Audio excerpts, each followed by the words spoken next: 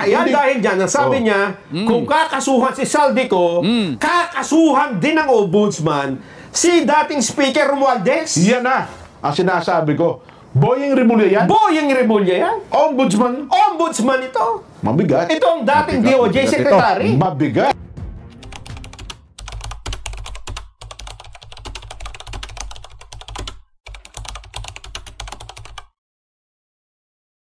Magandang araw po sa inyong lahat mga kababayan at mga mahal po naming taga-subaybay. Ako po si Just Vlog. Rekta kagad tayo mga kababayan. Matindi po ito. Magugulat po kayo rito mga kababayan. Ano ba yan? Ano ba yan ka, Josh? Ito po si Speaker o dating Speaker Martin Romualdez mga kababayan ay posibleng makasuhan.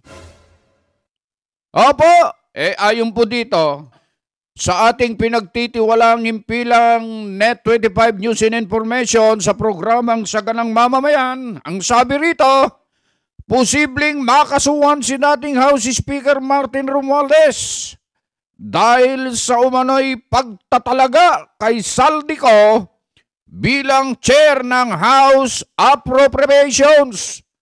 Ulitin natin. Bilang chair ng House Appropriations Committee. Yan po ang sinasabi ng Saganang Mamamayan with Kuya Jen at Kuya Nelson Lubao sa Net25 News and Information. Gaano katotoo yan? Eto panoorin natin ang sabay-sabay ang video nito. Aba, mabuti pa si Ombudsman Crispin Remulla. aba, teka. Kuya Jen.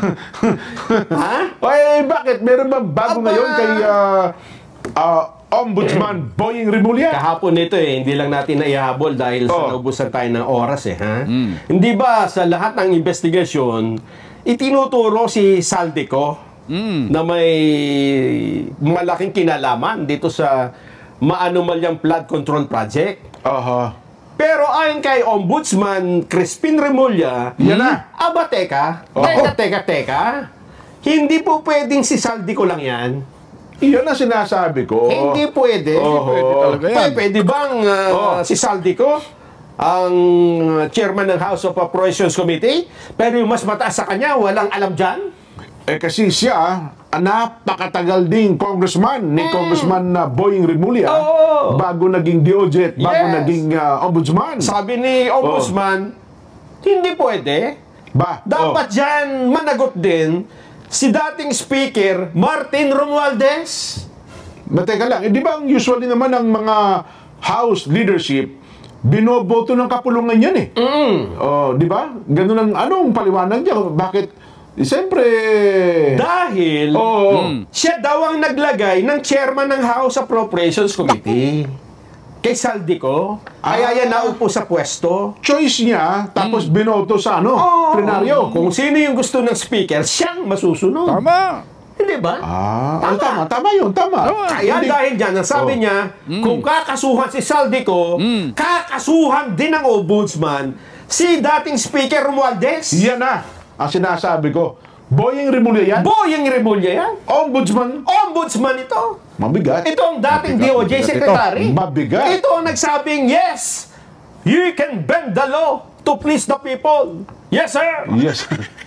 Hindi, mukhang sa tingin ko, kung talagang desidido siya at interesado, abay, gawin siguro. Diba? Ano ang dapat mo na itanong dyan? Kailan nila kakasuhan? Talagang kakasuhan ba talaga nila? Kakasuhan. Si Saldico at si Speaker? Sabay-sabay yan. Ba?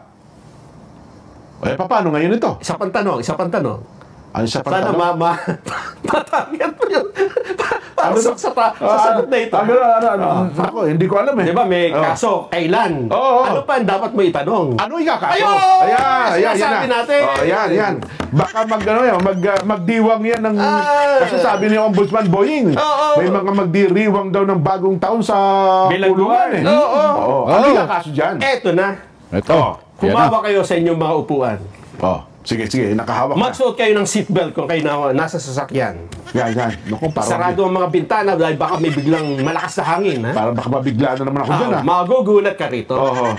Ano ang ikakaso ng ombudsman kay dating Speaker Martin Romualdez? Kasi may mga wala naman ako kinalaman sa pagbuo yun eh. Kami huy sa leadership ang 2 tao lang bumubuo niyan. Hindi. Speaker ka, dapat may kaso ka rin. Yan ang sabi ni Remulla. Okay. At ang kaso mo ay Ano yan? gross inexcusable negligence. Gross inexcusable negligence. Kapabayaan. Kapabayaan. Ano pa? Ano ba kaya? Delayed reaction. Nakakabigla na. Mamaya pakinggan natin mismo. Walang Hindi nga krimen to. Hindi, baka graft and corruption, plunder, Excusable negligence lang. Negligence. unexcusable. Gross unexcusable. Pinano lang pinalala lang. Pero Hindi, kasi unexcusable hindi mapapatawad na kapabayaan. Pero durahin mo na yung adjective na yon. Negligence ho ang kaso. Kapabayaan. Parang sinabi mo, gumakasalaysay. Yan lang. Sinasabi ko. Magpaliwanag ka. Parang gumawa lang ng salaysay Mamaya pakinggan natin, ha? Parang sumakit ang ulo ng mga stranded sa pantalan ngayon. May stranded ka talaga dyan. Ayun po mga kababayan. Ayun po ang kaso ni dating Speaker Martin Romualdez at ito po ang ikakaso ni Ombudsman Remulla, mga kababayan. Negligence. Kapabayaan. Napakabigat na kaso po, mga kababayan. Walang kapatawaran, Nobel yata yun. Mga kababayan, parang gumawa lang ng salaysay ito Alam niyo yung hindi yung mga kababayan natin hindi nila magets yun. Pero sa mga kapatid, alam nila yun. Parang nagpaliwanag lang. Gumawa lang ng salaysay medyo nakakatawa ito, mga kababayan, at ito lang po ang ikakaso kay dating Speaker Martin Romualdez. Titingnan natin, mga kababayan, sa mga susunod pa na mga pagkakataon, susunod na kabanata, sa November 14 daw po ay magre-resume na ang Senate Blue Ribbon Committee sa kanilang patuloy na pag-iimbestiga dyan sa flood control project na tila lumalayo din sa isyo, mga kababayan. Sapagkat sa halip na ang imbestigahan ay yung nagtip kung sino yung magnanakaw, hindi na po ganun ang nangyayari, mga kababayan, sapagkat ang iniimbestigahan na ay yung nagtip, hindi yung itinip na magnanakaw.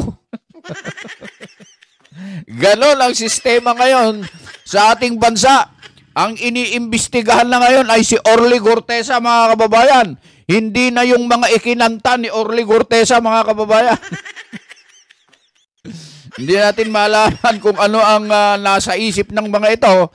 Sana, yun nga po ang isa sa mga dahilan kung bakit nandyan po kami sa grandstand at magsusocializing po kami sa November 16, 18, November 16, 17, 18. Yan po yan, Luneta Grandstand po yan. Kita-kits, mga kababayan at mga mahal po naming mga kapatid. Yun lang aming maibabahagi sa inyo, mga kababayan at mga mahal po naming mga kapatid. Sana po ay nasiyahan po kayo sa ikakaso kay Martin Romualdez na parang nagsalaysay lang. At maraming salamat po sa inyong patuloy na suporta, sa patuloy niyong panonood, mga kapatid, mga kababayan, saan man po kayo naroroon. Lagi po kayo mag-iingat.